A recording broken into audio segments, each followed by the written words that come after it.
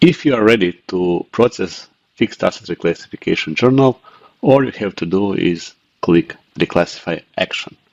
And remember, Reclassify will not post anything for us. It will just prepare Fixed Asset Journal or Fixed Asset General Ledger Journal. And it all depends if our depreciation book has integration with the General Ledger.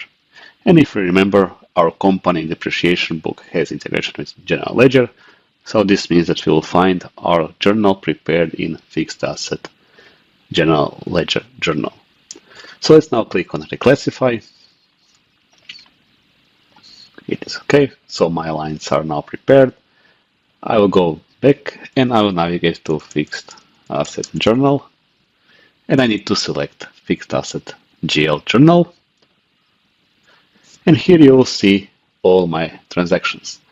And here we can see that the system prepared reclassification of depreciation and acquisition, and it will move everything from fixed asset 130 to fixed asset 290, both acquisition and depreciation.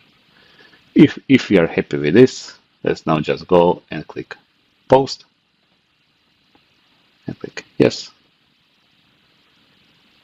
Okay, yes, we want to confirm that our posting date. And our journal is successfully posted.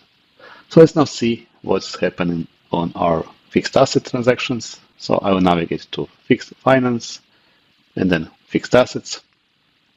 And now if I go to forklift truck, so 130, you will see that for company depreciation book, my book value is 0. And if I go here on my transactions, I will see fixed asset reclassification transactions. Okay, this is the first fixed asset. And the second fixed asset is equipment. And if I open it, under the book value, I will notice that my book value is now moved from previous fixed assets to this new one.